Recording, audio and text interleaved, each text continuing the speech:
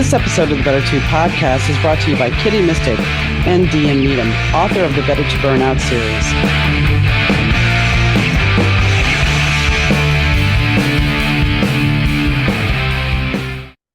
Today, I would like to tell you a little bit about one of my favorite places, Synergy Collective, a bohemian lifestyle brand curating wellness for the mind, body, home, and soul.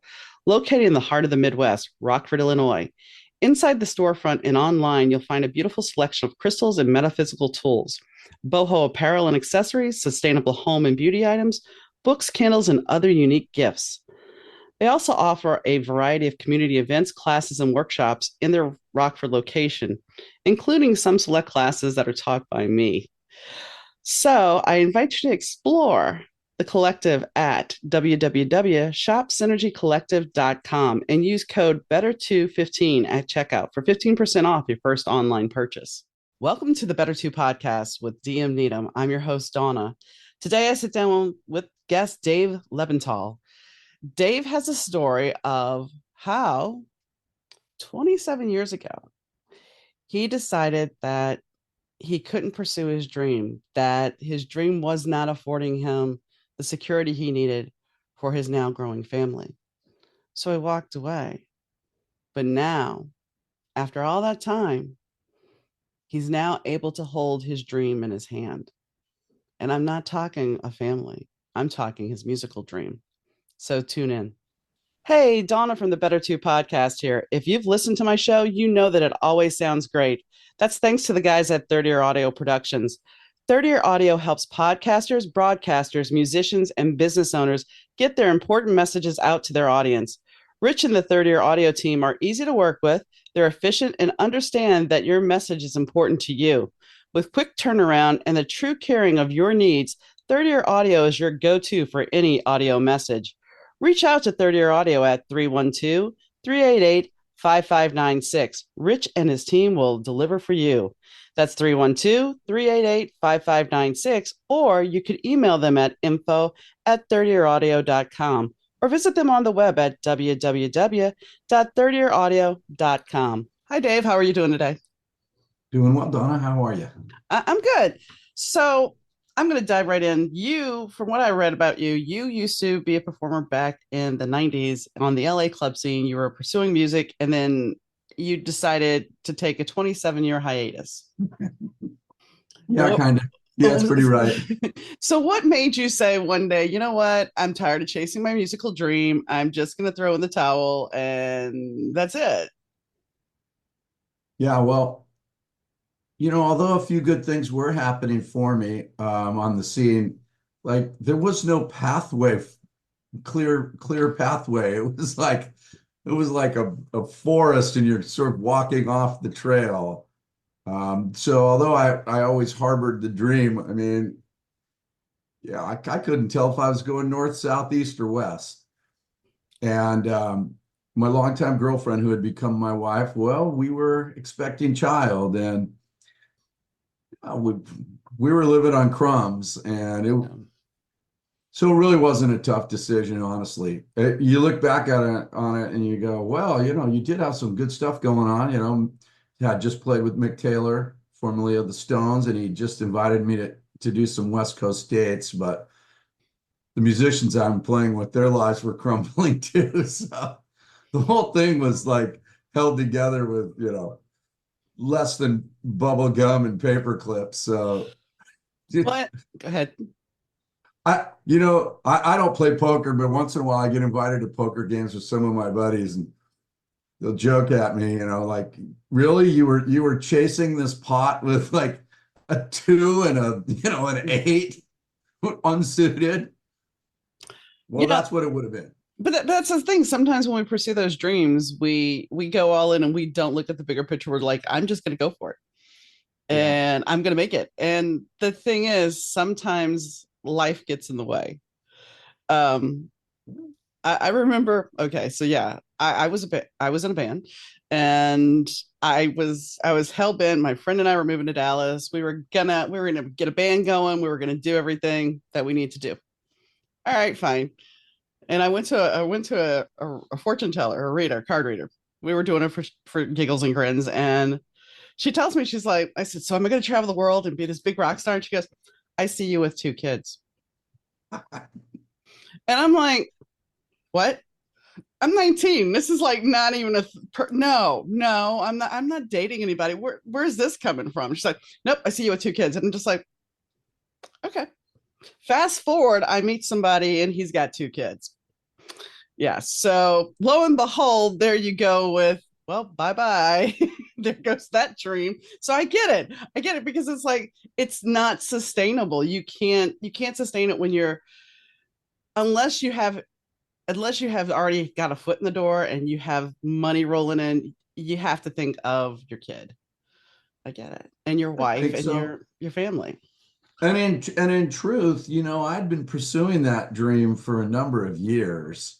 So I had given it a fair chance. And looking back, I was like a AAA baseball player. I had gone pretty far. I'd opened up for, geez, 20 something, you know, f famous musicians, and,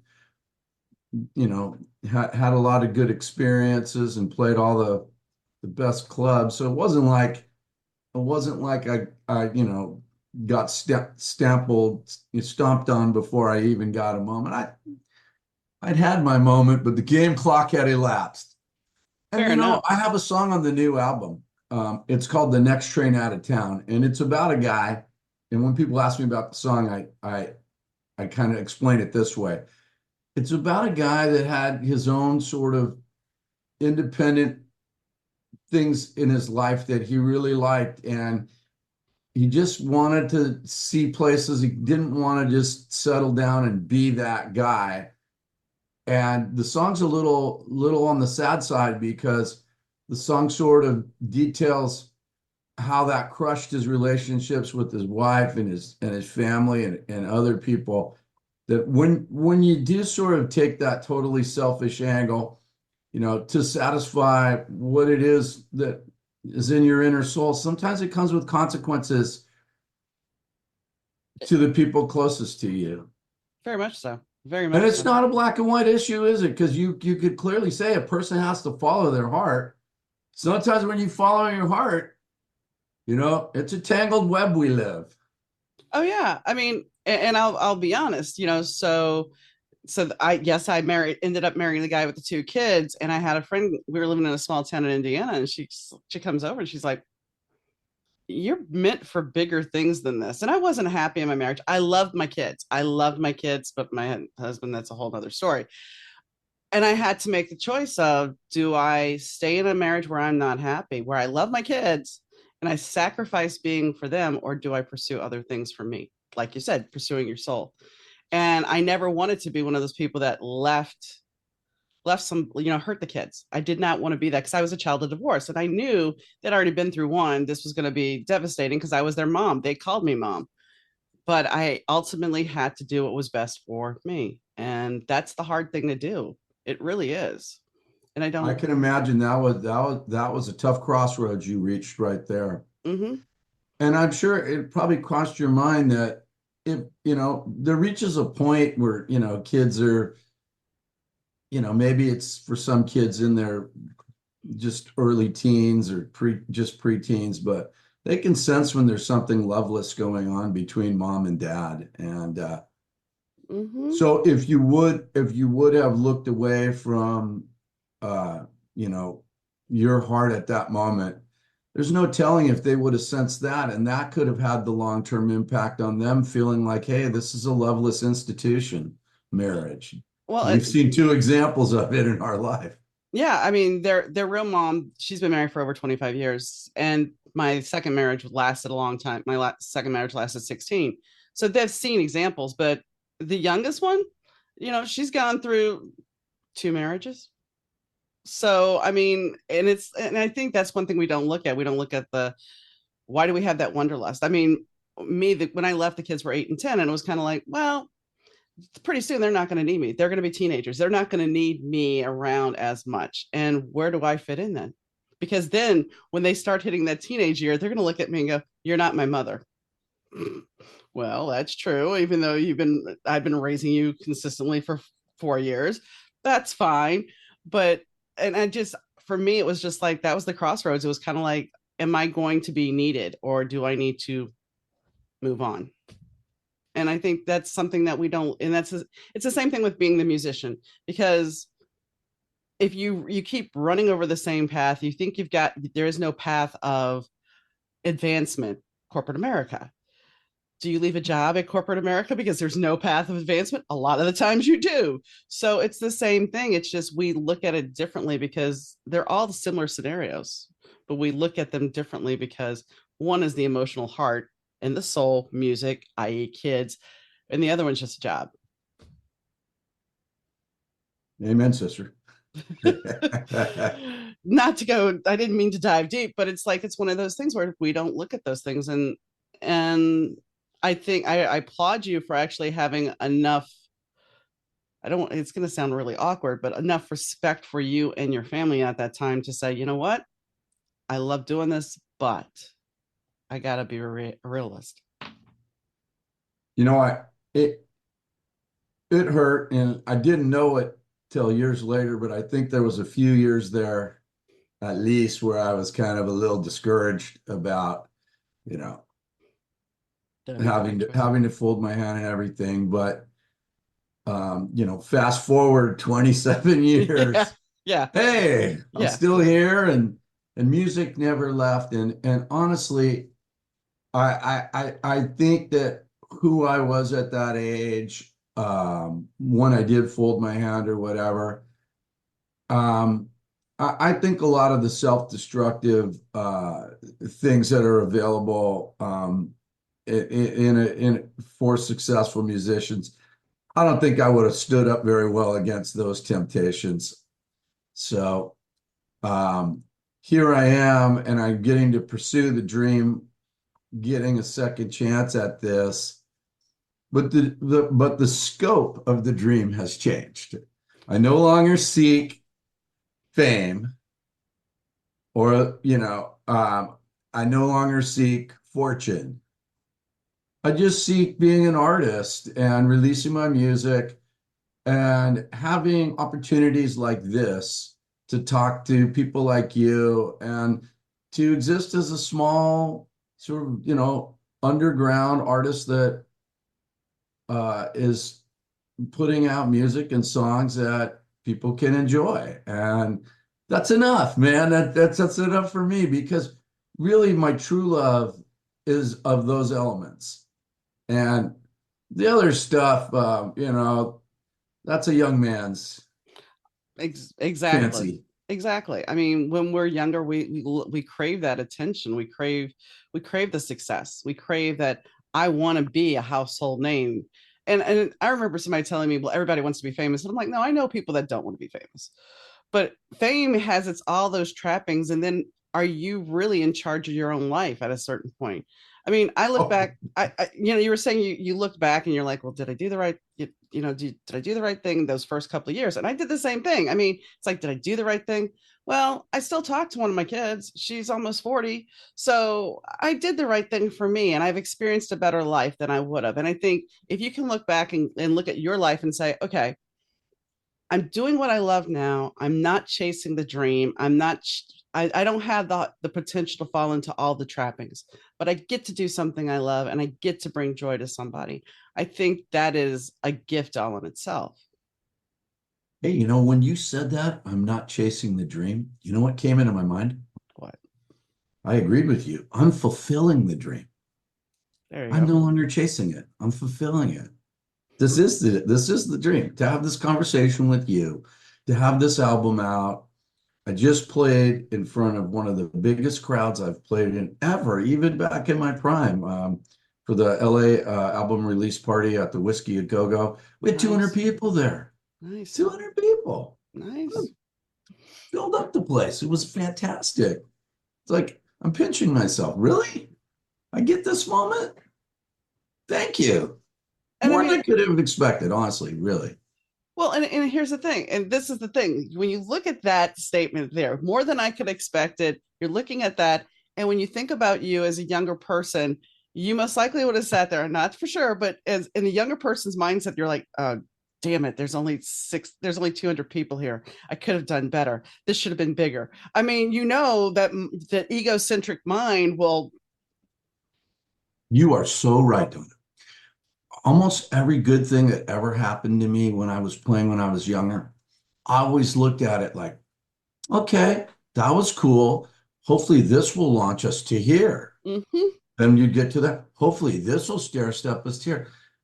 And one of the things I tell myself now as the older guy is like, no, this is it. You're going to enjoy this moment now because this is the fine moment. There is no better moment.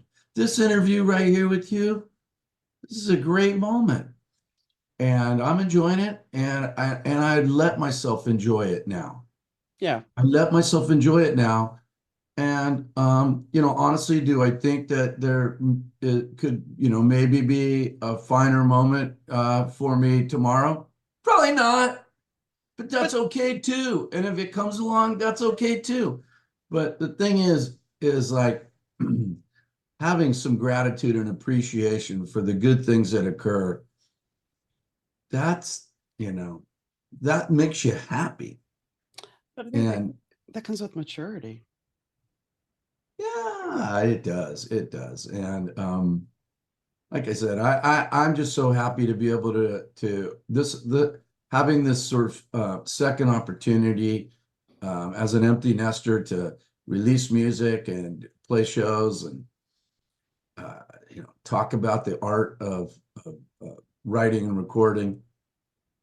I'm thrilled, man. This is cool. So This then is the dream. then we have to look at this. So when you were out back in the day, the biggest thing that was coming around that we were just starting to see Napster.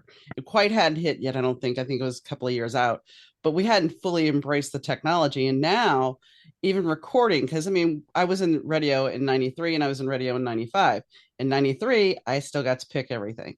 And when I went to a bigger station in New Orleans, I got to pick nothing. Everything was computerized, which went back to the payola thing because if the DJ is not picking anything, somebody's getting a payola thing to program the station.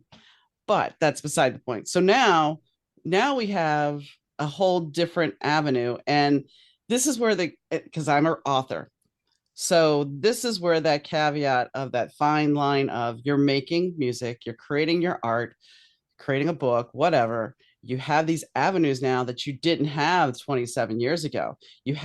You're able to get your music to the masses that you couldn't have touched before because you were only in California at that time. And maybe somebody might have heard something and took a tape or something else. But my whole point is so now we have this gracious technology that's awesome and wonderful. But in the same breath, you're back to the same thing of we're paying you chump change to do that. And so you have to be careful about how much you expenditures. Because I talked to an Australian musician yesterday. She's a singer over in Oz. She's a country singer, and she's had number ones over there, and she's trying to break over here. And she's talking about spending $5,000 for a single, and then Spotify not paying. So there's still that whole avenue of you're putting money out to make your art, and you're still not Yeah. necessarily, unless you're if you're doing it because you love it and that's all. And that's the same thing I tell most writers. If you're writing a book because you love it, then do it. Otherwise, if you're expecting fame, guts, and glory, hold off. Yeah, trying to monetize any of the arts is a tough, tough go. That's tough sledding. Whether you're a musician, a writer, an actor, a sculptor, a painter, a Mm-hmm. poet, just trying to monetize the arts. It's really, it,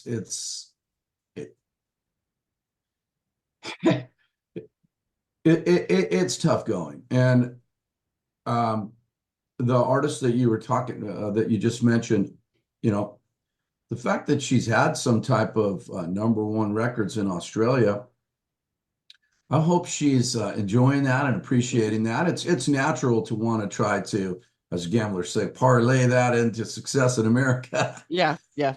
And of course, there's nothing lives without some type of, budget or parameters. Right. But, you know, I think that I think that for me, I'm doing things on a small with small budgets. I'm comfortable with that.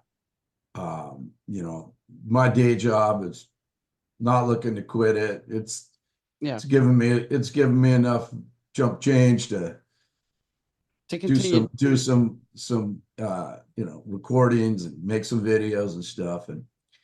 But as you mentioned, Spotify and the equation now of how they pay small artists is all artists really.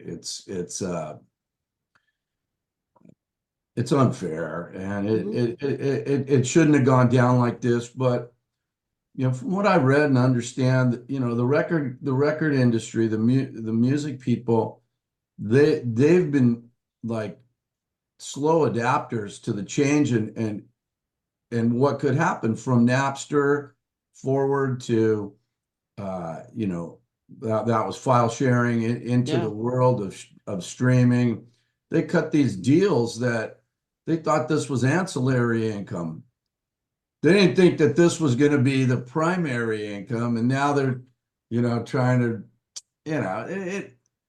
what can I say? The music industry itself, the labels and whatever, they've been pretty unimpressive in my lifetime. I'm not impressed with them.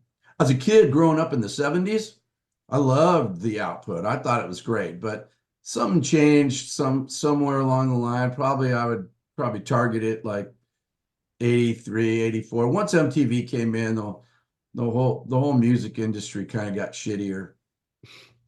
Well, There's that bad language. that's fine. um, well, I was listening to somebody. Nikki Six had shared some bodies post, and the guy was talking about if you're an artist and you're trying to get a music deal, you better have a following because they don't care if you can play. They don't care if you've ever performed live. They want the followers on TikTok or Instagram because that's going to get you a contract because they know that they have a built-in following already, which is sad because it's like I could create something, and well, that's the same thing with you can auto tune anybody now. It's like you don't have to have the talent anymore. We can just throw money at you, sign you, and oh, you're going to get people in the seats. And that's the same thing I know about the LA club scene. You better be able to get people in the seats to be able to book a gig. Otherwise, you're not playing the club. Well, about the record companies, and they're trying to monetize. So they're not about cultivation of Mm-mm. artists anymore, and it's been a long time since they were. So without being disrespectful, I kind of ignore them because they bore me. They're boring. You get to a certain point, and you're like, all they're trying to do is rake in some cash. That's not about art. They're Well, boring. what? Go As ahead. far as clubs go, you know, uh, I I see it both ways now. As a younger guy, I didn't. I only saw it from the artist perspective, but I noticed a few of the bands that were on the bill with me the other night at the whiskey. They drew like 6 or 7 people.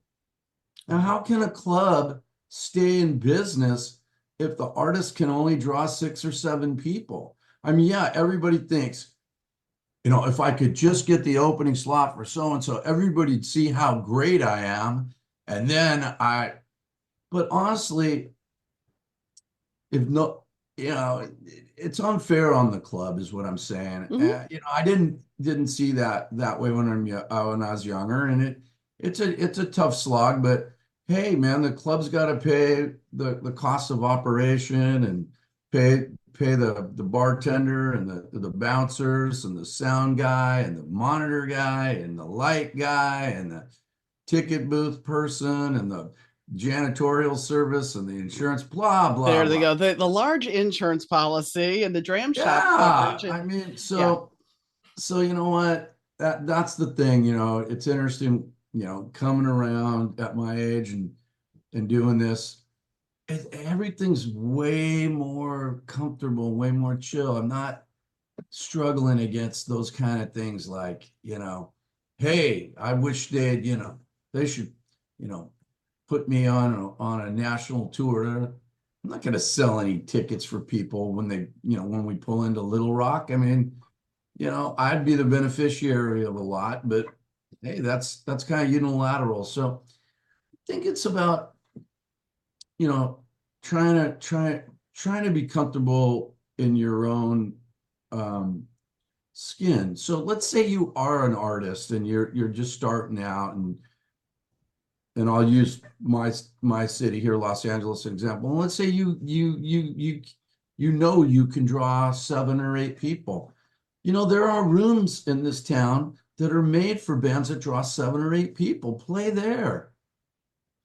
And you know what? The room's going to look pretty full, and you're going to have a good experience.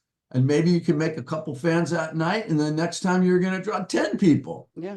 And when you get to the point where you can draw enough people for that next size room, play the next size room. You know, I don't think buy shoes too big to grow into, because you'll get blisters.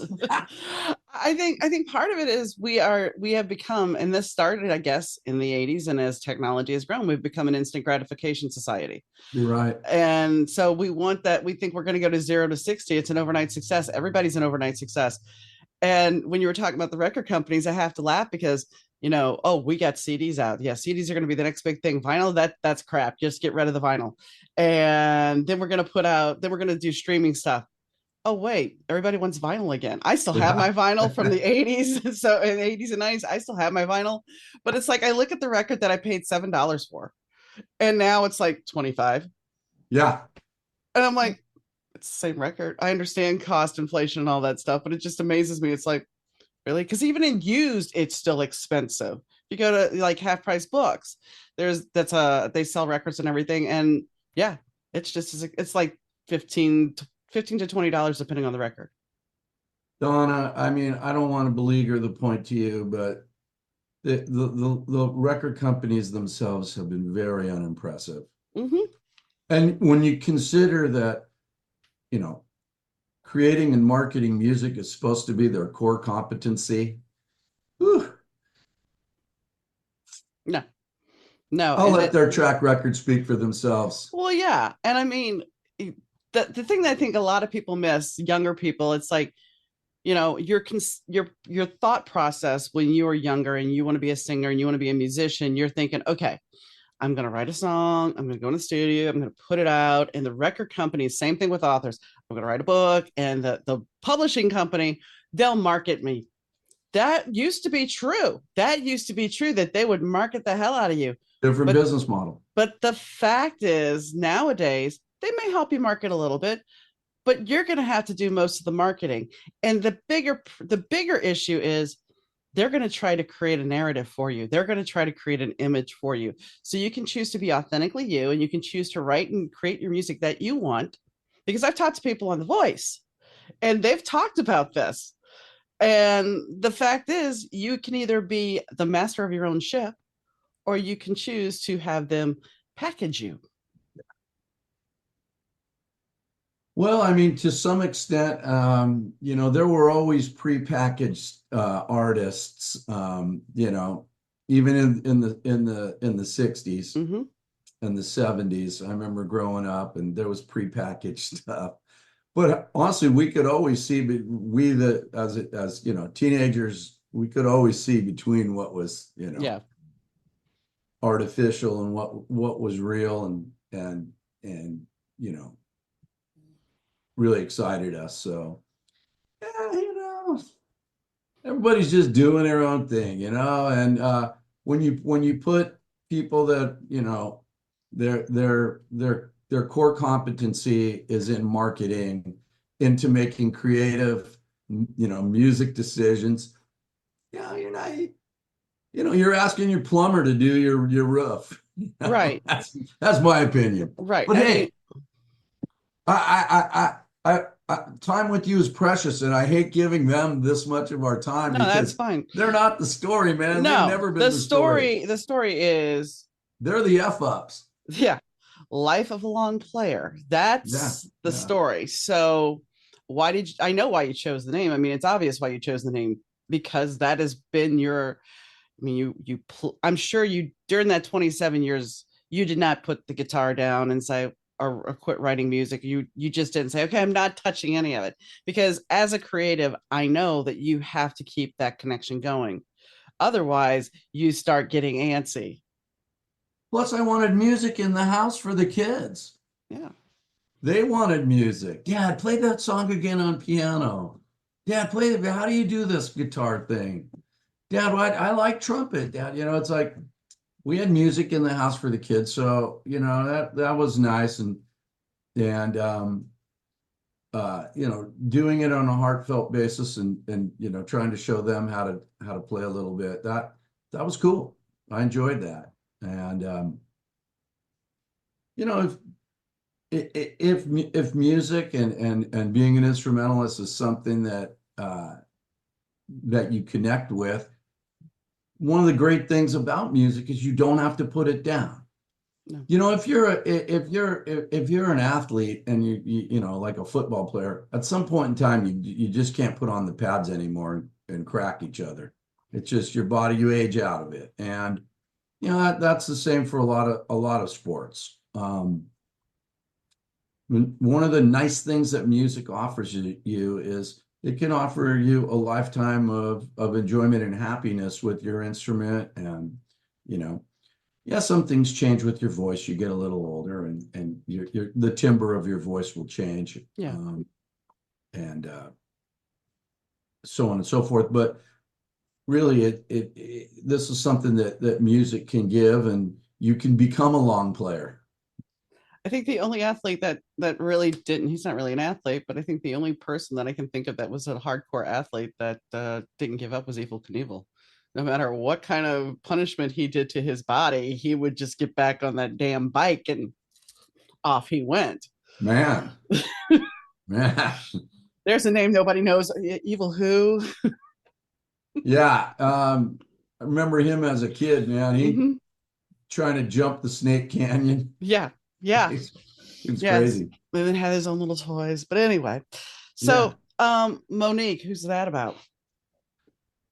I wrote the song in first person because I felt like the story would be better communicated as first person, but it's a buddy of mine, and he he would sort of confide in me. He's like, "Hey, I'm crazy about her, and sometimes she gives me the feeling like she's into me, and other times she doesn't." The thing I like about the song though was he had this like self-confidence that, oh, she'll eventually see the light. She's eventually gonna fall in love with me. And I thought that was the most interesting part because you could see that she was, he's okay. What was that movie? He's not that into you. Yeah, yeah. You could see that was the story, but he was 100% convinced. I am going to wear her down until she sees the full value of my proposition. That I thought was the story, and that was sort of the angle I took with the lyrics and the narrative on Monique. And did he ever wear her down? He did not. She, in fact, she ended up breaking his heart. They did end up eventually. He got. I'll give him.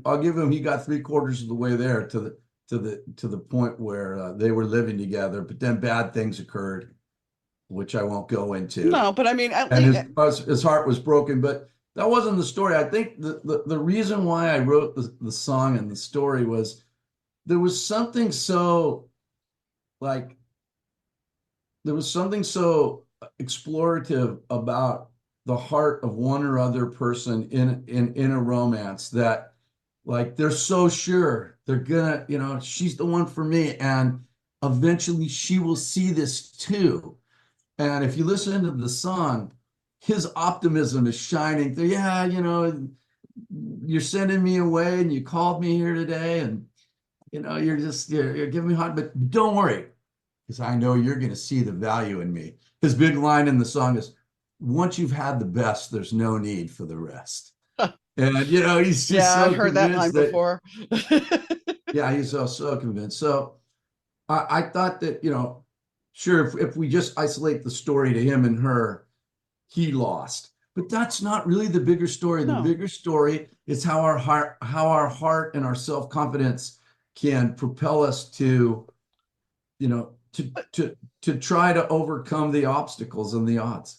But did he really lose? I mean, let's stop here for 1 second. Did he Yeah, really lose? Because they ended up living together. Granted, he it blew did. up No, I would spectacular. argue, I think you're right. He won and he took it as far as that romance was gonna go. So no, you're right. He did not lose. Eventually, Yeah, but her marginal interest it's played fine. out in other directions. Yeah, So but I mean, so it's like one of those things when you know something. I knew I was going to get a Live Aid. Okay, I didn't have tickets, but I knew without a doubt I wanted to go to Live Aid so bad. And then the local radio station offered a contest. And my friend and I had to stay up and listen to how many times they played Susudio. And then you had to be the first or ninth caller. So this was the weekend from hell. And we did it. And the funny thing is, the Saturday, while we're still listening, this girl across the street comes running out. I was babysitting and I'm with my friend. And this girl comes out. She's like, "We just won Rick Springfield tickets." I'm like, mm-hmm. And she runs back to another neighbor's house. And my friend and I look at each other and we die laughing. We're like, we're going to Live Aid. We still had to get to Monday, but we're so sure. And yeah, we got to go. So well sometimes I think done. that intent That can was up in really, Philly, right? yep. Got to see well, I got crushed during Led Zeppelin, but that's beside the point. Yeah, it was in Philly and it was an interesting show. And it's one of those things that I'm like, yeah, that was one of those that moment you could manifest because I wanted that so bad and I made it happen. Maybe it was intention, I don't know, because I was living in Shreveport. For them to give away 2 trips, it was actually, so there's 2 callers and they got to bring a friend. But to be able to do that, and yeah, I'm sure the record company or somebody had done gave that permission, but still, it was just one of those things like, wow, okay. So yeah, intention. Nice moment. Yeah, it was. It was, and there was a lot of acts. So where are you going to be playing, or where are you going to be playing next? Are you still going to be playing clubs, or are you just not going to do live? What are you going to do? No, I like playing live, and my band, the Driftwood Souls. We just finished our date in Los Angeles, so we're going to be playing up in Northern California in the San Francisco Bay Area coming up in the coming months. Also be playing in South Orange County and San Diego, and through social media, I've developed a uh, very large following in South America, specifically in Argentina and Brazil. They're sharing me. They're just passing me around, and it's fantastic. So to reach out to them, I will be doing some live streaming shows for the South American audience coming up, um, and I'm looking forward to that as well. I had a guy who was in Detroit and he went down to Brazil. He was a musician. He went to Georgia and then went to Brazil. And they love Lionel Richie down there. And he always wanted to sing, but he never had the opportunity. So he was creating beats as a producer and everything. So when he moved down there, he started singing and yeah, they ate it up. But so I don't know if he's still down there, but he was developing artists down there as well as his own stuff. But yeah, he's like, they love Lionel Richie in Brazil. Can't explain it, but they love him. You know, it's interesting through Facebook and Instagram and YouTube. It's interesting that you kind of hit on it earlier. It's a new world, Mhm. and um, it for me, I find it exciting and gratifying when people hit like it or subscribe to my channel and so on and so forth.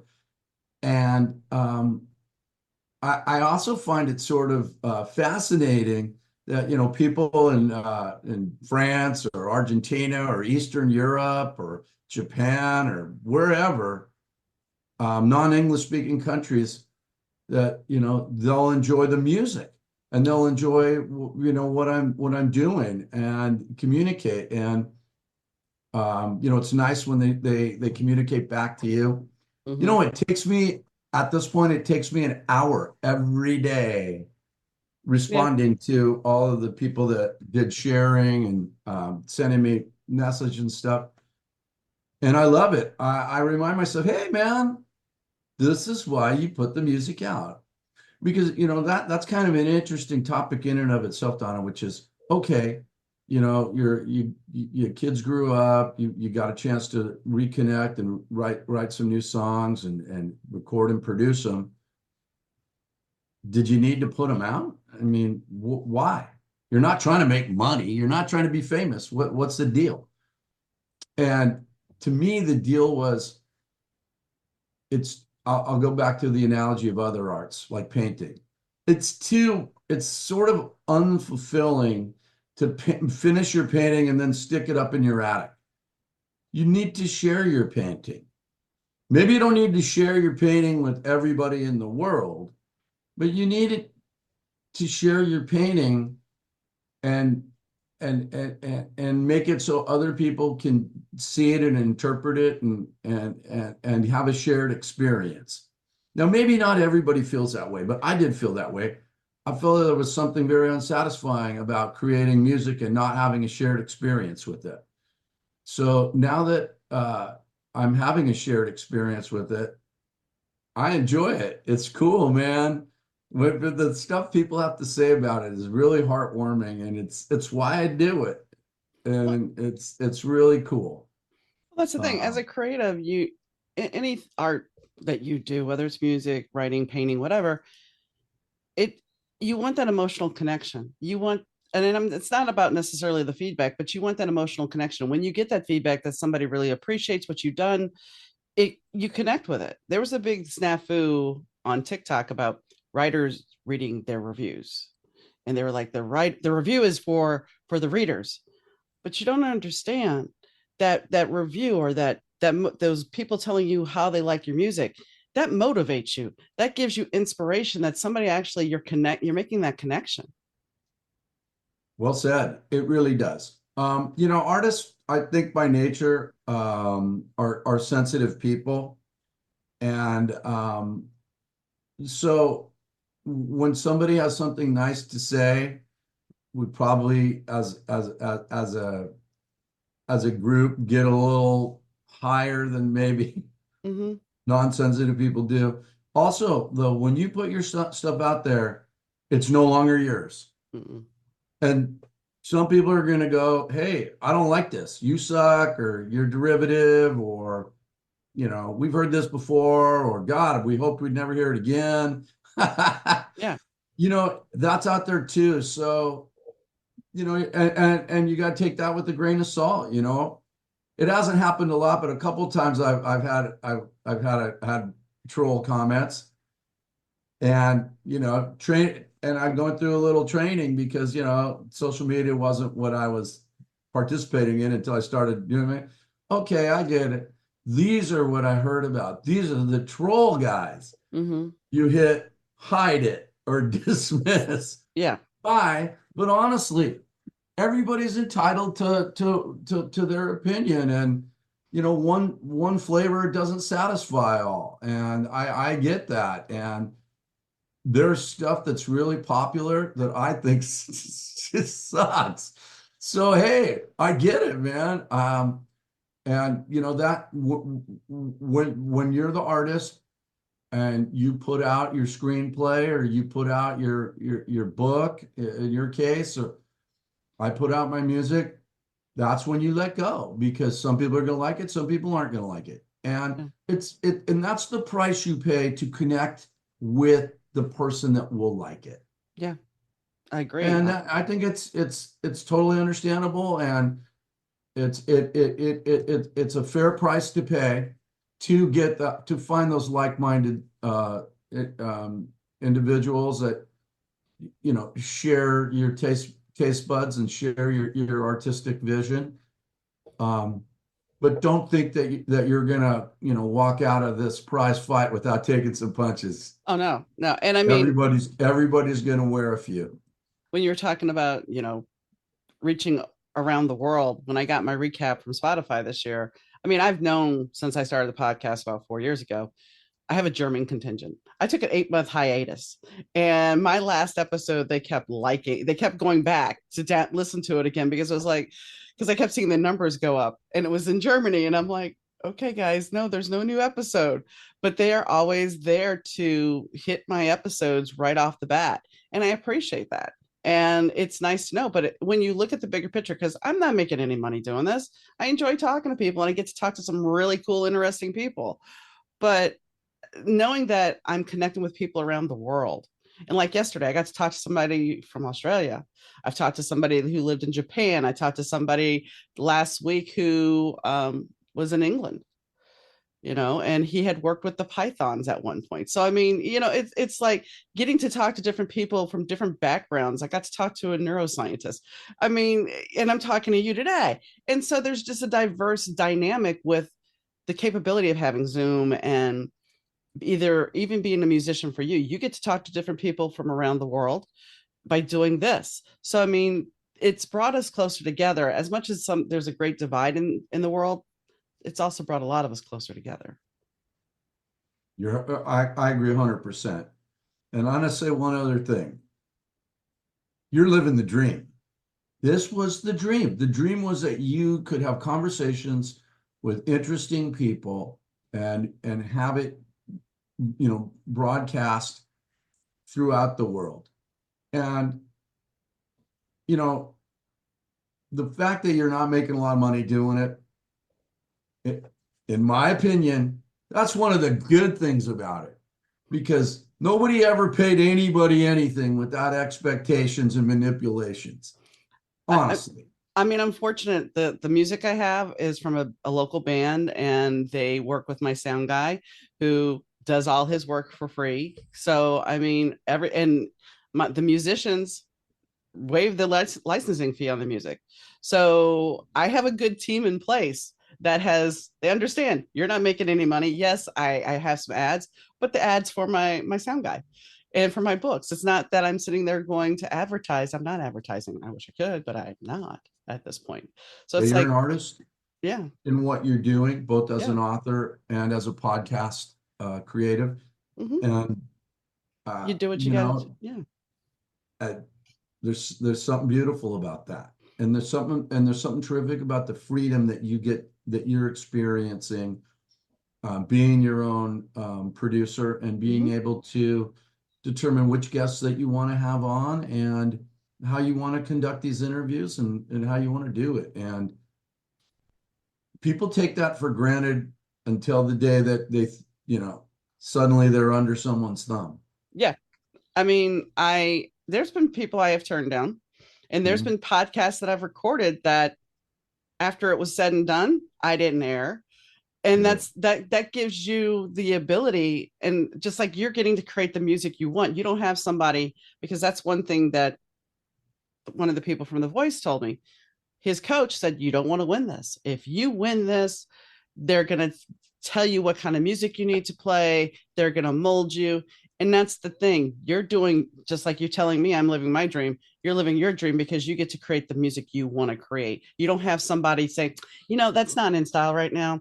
You need to change your image, and you need to do this, and you need to go here. And okay, but you already have the social media stuff built. So You're 100% right. And it's okay if somebody doesn't like you. If you have created something that you like and you stand by and you feel is a good representation of you. When you turn over the keys to the kingdom to some marketing person that dresses you up like somebody you aren't, that has you playing music that you're questioning, and then people don't like you, that's the worst of both worlds, because it's not even you they don't like. At least at least if you get to present your own vision and somebody says they don't like you, you can look at them and go, fine, mhm. whatever, man. Yeah. I mean, But go ahead. yeah, but I think you know it's it's one thing about being a little bit of an older artist that I was like, I know what I want to be presenting, and I know what music excites me. I know what type of lyrics fascinate me, and and that's what I want to write, arrange, produce, record, release, perform live. And I can give myself some expansive territory, which I do because my music is kind of a blend between uh, mellow rock, blues, and Americana country. And so I touch on a little of each. And I can give myself a little bit more latitude than, maybe some marketing guy who'd want me to, hey, write me 9 more of these. Yeah. That's the old line, right? Yeah. I want 9 that sound just like this. Funny thing is, take a look at all the albums that you really love. Do all 9 songs sound the same? Do all 10 No. songs? No, they don't. But that's what happens when you get a marketing guy making creative decisions. I had a conversation because this very first podcast of the season was with the band who's doing the music now. And my sound guy said something, and I'm like, yeah, like the outfield, every song sounds the same. And he's like, the outfield doesn't sound the same. And I'm like, yeah, they do. The stuff I've heard, every single that they had sounded identical. And he's like, yeah, but they don't. I'm like, okay, I'm not gonna argue. I won't argue. Man, it's been a long time since anybody's referenced that combo to me. That's a long time ago. No, But you know what? What we'll never know, you and I, unless you podcast those guys and interview them, we'll never know whether that was their decision, that right. that was their sound and they wanted to stay in that pocket with that sound, or that was their producer and label going, you're going to stay in that sound and pocket. We'll never know. So One band that we would know would be like the Backstreet Boys and In Sync. Those guys were produced. We know that. We know that prefab, that was yeah, prefabricated music. yeah. I mean, it Yeah. was bubblegum pop and it got put out there and it's still being that way, except now it's coming from international sources. So, Hey, nobody can deny there's always been room for, music that appeals to adolescents. And, the Monkees were prefab. mhm, They were a prefab combo and they had a few good songs, The mhm, Partridge Family. I mean, I remember being a young kid watching that. It was prefab, that I haven't gotten to a point in my life where I'm so cynical that I can't see that, right. that there's something, like you mentioned the Backstreet Boys. Remember their song, I Want It That Way? Mhm, That's a terrific song, mhm. man. That's a great song. And so, you know, I think where I do get a little cynical, Donna, is when artists become oversaturated, Oh, when it becomes so ubiquitous that all they're doing is talking about this particular artist, and that's when I sort of have a rebellious streak of mhm. I I know. don't like this. And I I know. can name several large artists over the years where their oversaturation into the marketplace, they became so huge, so ubiquitous that Well, turned against them. let's think. Okay, here's one that you can say, and they're from the '70s. Kiss. Now my sound guy likes Kiss. He liked Kiss a lot. It was his band back in the day. But even he is now making a joke with his friends about the fact that Kiss is on their farewell tour. He's just like, yeah, okay. And when will the next farewell tour be?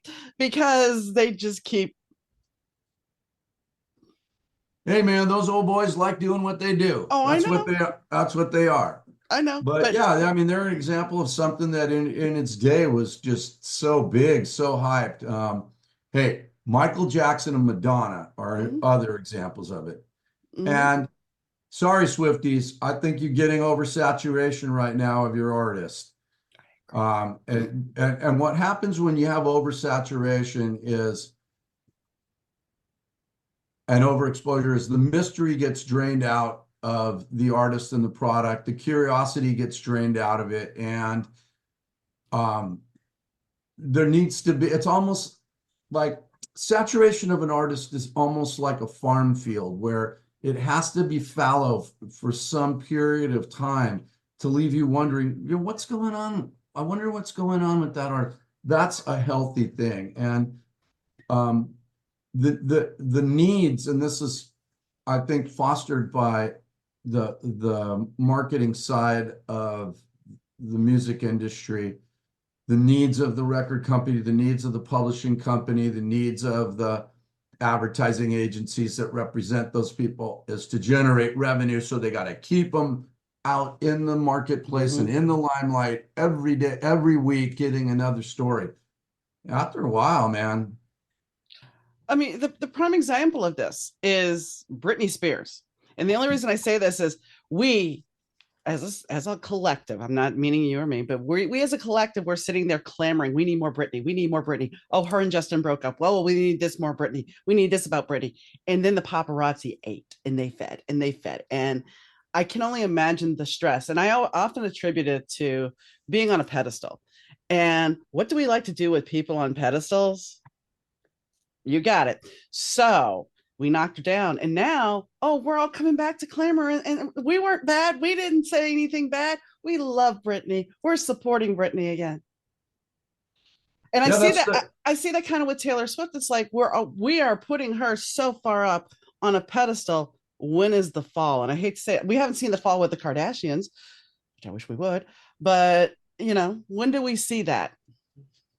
yeah, I can't speak for everybody, and I certainly I'm casting no aspersions No, against Taylor Swift and no, her art no. because, hey, all these people aren't wrong, okay? There's some love, and there's obviously a quality artist right there. But I think there is a media cycle that and a public cycle that you talk about, which is building people up to knock them down, and eventually to get back on for the big comeback cycle. Mm-hmm. So, and I don't know.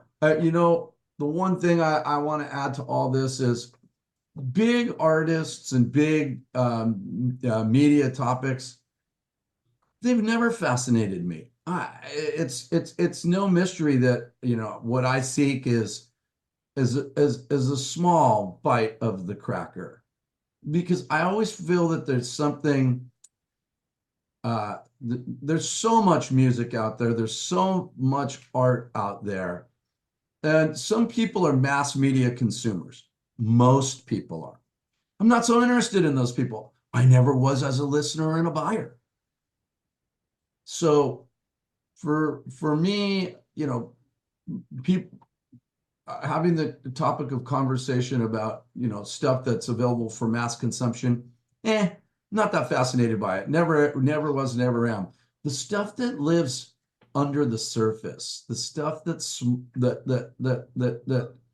is small and creating its own legacy and its own interest level and identity. I think that's where the more fascinating music is. Whether we're talking about Ray LaMontagne or Dawes, or there's so many other great artists and bands out there that are worthy of attention. I think that those are the stories I prefer to cover. Well, I was talking to somebody yesterday, and he had written a book about the preacher saves us from the second coming. And the fact is, we got into a conversation about cults.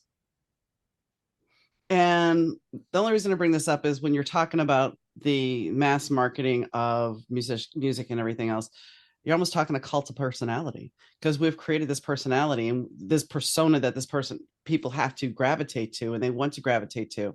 And nothing wrong with Taylor. I'm not saying, I was not disparaging her, No, I but know you weren't. even like the Kardashians, we keep mass producing these different shows. I've never watched a Kardashian episode, but we keep producing these episodes.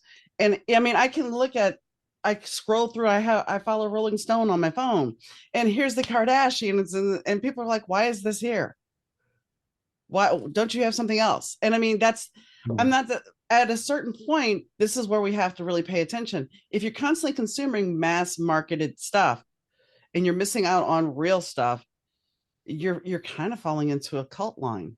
And that's, you're not being a free thinker. That's where I guess I'm going with that, is you need to be more open, so you don't always have to see what's going on with this person. You can actually experience life on a different level. Yeah, I mean, you raise a good point there, and there. I think that I think that we could say that if we were a pie shop, Matt, stuff that's made and appeals to mass consumers is an apple pie, and maybe what we are is a little more exotic A pie flavor. boysenberry Maybe we're pumpkin pie, or boysenberry. or gooseberry pie or Yeah. something. You know what? Yeah. We're a flavor that you know, we're not for mass consumption. Oh, We're for people that have a little bit more refined taste. once again, that goes to the maturity level. Hey, but it's all cool, man. It's not an us versus them. It's No, understanding our place, whether you're Donna Needham's podcast or Dave Lebental's music. It's understanding our place in the universe and being exactly. okay with it, man. Yeah. It's like it's all cool, you Mm-hmm. know? And by the way, if I had, 1 billion followers, would I be a happier or a better person? Yeah. No. Would it make my music better? No. You know, the creativity and the art is at the end of the day what I'm really into and what really matters. Sharing it is a beautiful thing, but being obsessed with sharing it, and trying to monetize it, that's a major draw away from the art and away from the performance. Very, very true. And that's the thing, when you're talking about social media, about it taking about an hour to go through your comments. If you're posting on every platform, which I don't, it takes, to create the content and then edit the content and then put it up there. You're talking a half hour to an hour just to do that. And that's not even Yes, handling responses and everything. yes, And so yes. it gets to be a job in itself, and people don't look at that. Well, you know what? There's moments when I'm dealing with it when I'm like, oh, I need to deal with this. I need to do it, and that'll flip a switch. That's kind of the job mentality, Mm-hmm. and I catch myself and I go, no, no, no. This is a privilege. Mm-hmm. This is a privilege because these people like your music. These people want to touch you. They want to let you know. They want to give you a comment. Your ability to reach back to this person wherever they are through social media and acknowledge them, that's a privilege. Yeah. Now, when you're a mass media figure, I mean, how can they possibly do it? It just doesn't scale. But for me, it still scales, and I still like it. And I feel I honestly I feel gratitude for it. Well, then there's the people that create fake accounts and say they're such and such, that they're reaching out to you. Not me, but I've had a couple, and I knew right off the bat they're not. They're like, "Oh, I'm Rick Springfield. I'm such and such." It's like, no, you're not. Just block, delete, whatever. Goodbye, Michael DeBar. Thank, Yeah. Thanks for tipping me off to that. I haven't gotten to Oh to that yeah, moment you yet. and Yeah. you have to be careful, because, especially because as you gain more followers, people are going to scam your account. That's why a lot of people Yeah, that I'm a have more little. followers do the verification, because they will scam your account. Yeah, it's concerning. These again, these are the problems, with becoming, something other than Mm-hmm. a small creative artist. But I just, you know,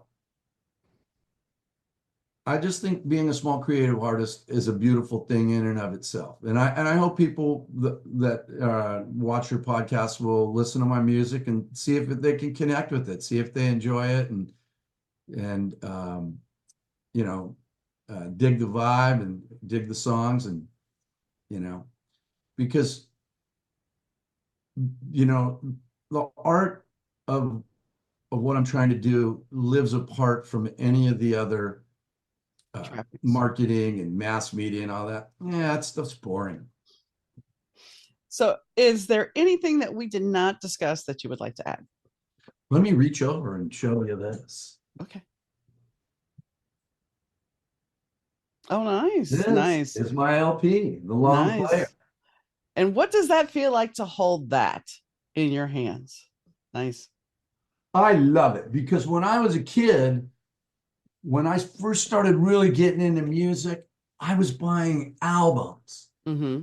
Okay. And this was the feeling, the tactile feeling of the Mm-hmm. album. And then I used to love sitting in my room and looking and reading the lyrics. So I made sure all my lyrics are in here and looking at the photos and reading the liner notes, who played what and who did what. So for me, this is coming full circle. I'm getting to produce a piece of art that has a lot in common with the art that inspired me. So I'm very happy about this. Um, Honestly, again, in continuation with what we've been talking about, I'm a small artist, so I only pressed a limited edition number of these, and I paid a little extra to have them all numbered. So Nice. they will sell out. And the other thing I want to let you know is I I met with Children's Hospital of Los Angeles, and they listened to my record and vetted it, and all the proceeds from the sale of my record and CDs are going to Children's Hospital of Los Angeles. Oh, that's awesome. That is Yeah, awesome. because it's like, um, the music and the art are why I did it. And um, to be able to have somebody purchase the record or the CD and share the art, that's enough for me. Now, what can I do that will make the art more valuable, more important? And that is to donate the money to Children's Hospital to help save the lives and the health of young children so they can live a full, cool life and do Nice. the things that they enjoy and dig. So it's just awesome. And by the way, we got to our first monetary goal at the CD release show. I'm hoping to sell all of these.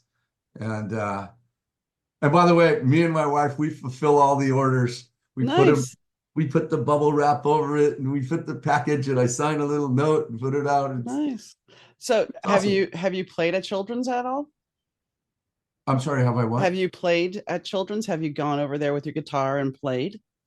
I'm going to do that. And I think the time to do that is when I deliver the check Yeah. to them Yeah. for all the proceeds. So I suspect that'll probably be in April. Nice. Nice. Yeah. And so it's a really fine moment. But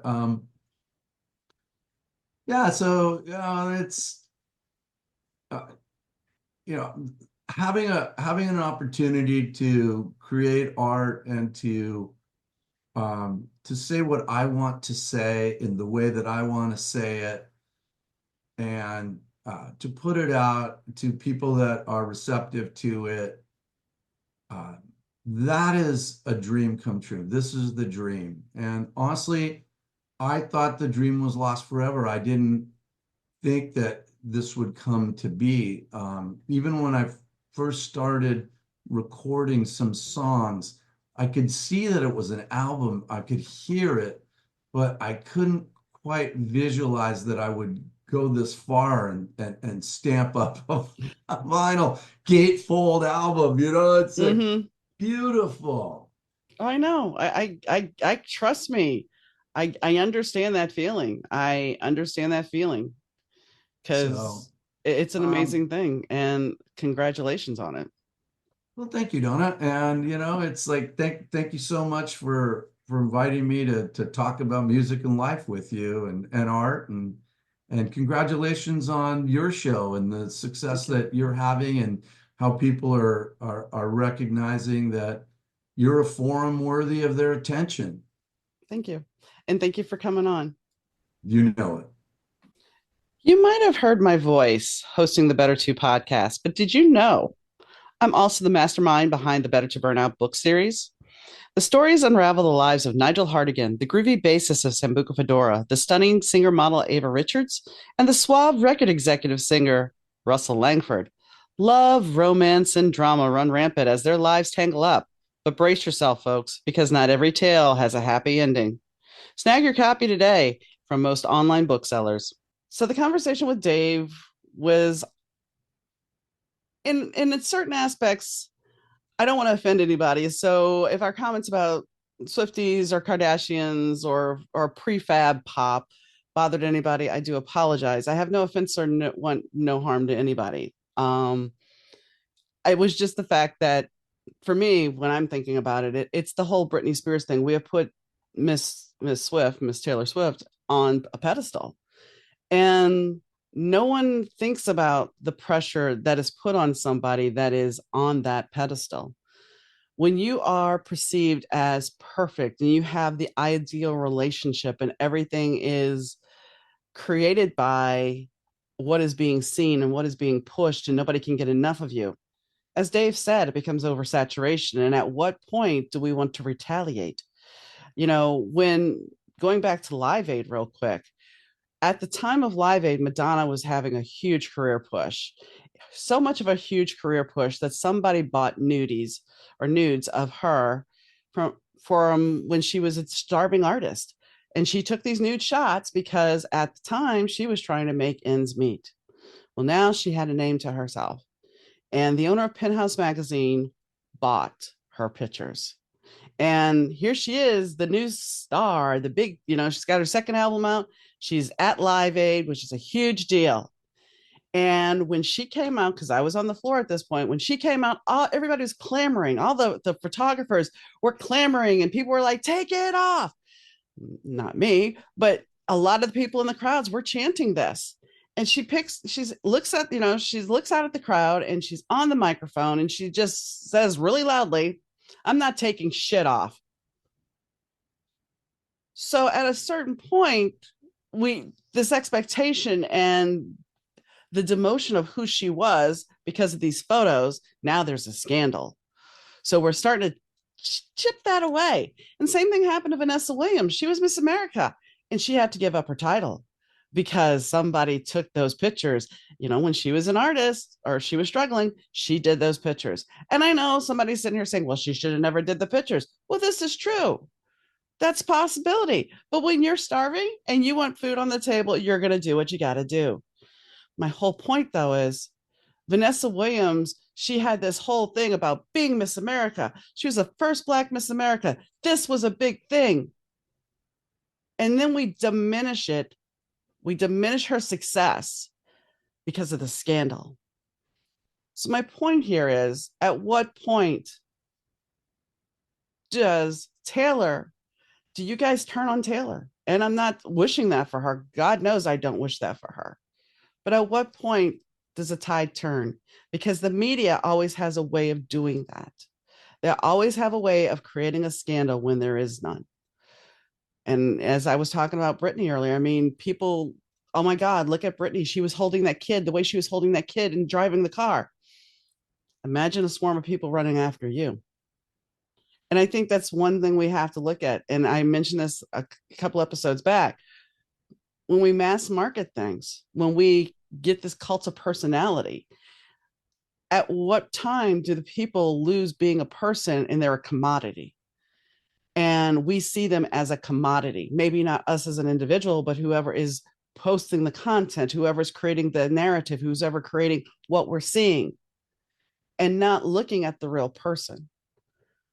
So while this is great and it's awesome, and I know you're like, well, what about Dave? There is a tie into Dave, though. And as a younger person, you look at Taylor and you think, gosh, I wish I could be like her. She's got everything. And she looks happy. But as a younger person, there's a lot of trappings that go with what she's going through. And Dave said that if he would have stayed where he was and if he would have got to be a little bit bigger, that he might have succumbed to those trappings. So when you think of all the pressure that is put on somebody that is in the public eye, that is constantly being pushed, And you think of that couple, and I know everybody's like, oh, I hope they get married. I hope this and that. That's awesome. But sometimes all that pressure blows up a relationship. So you have to really think about, while you love seeing them and you love all that attention and all that attraction, when do they get to be real? When do they get to have alone time? When do they get to go to a restaurant by themselves and not have somebody bother them? And yeah, I know they have security and everything else, but at what point does their life get taken off the microscope? And Dave, this is how I'm going back to Dave. Dave doesn't have to worry about that. Dave gets to make the music he wants to do. He gets to be the artist he wants to be. And he gets to celebrate his success in his own way. He doesn't have the pressure of fame, of the media. And I'm not saying that you know, that the pressure is the bad thing. But at a certain point, when we decide that somebody is deemed the it factor, Marilyn Monroe, what point do they lose themselves? What point can they not keep up with the idol that everybody has seen you as and not see you as the real person? They see what is manufactured, what you've put out there, what you've created, but they're not looking at the authentic person. So Dave gets to be authentic. He gets to be him. And as a younger man, he might have let the trappings get him. But now with wisdom, he sees that he gets to do what he wants to do and he gets to be passionate about his art.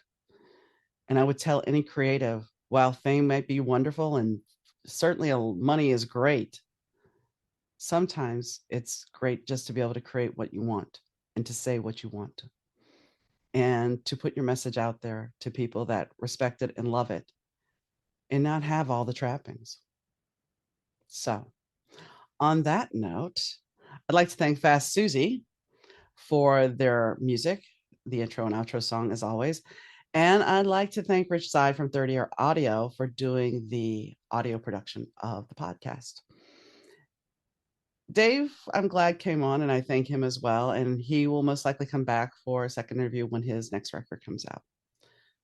So, whenever you decide to listen to the podcast, know that I appreciate you. I know it's a lot to ask, and sometimes an episode of the podcast may not be what you want to listen to. But when you tune in, it's much appreciated.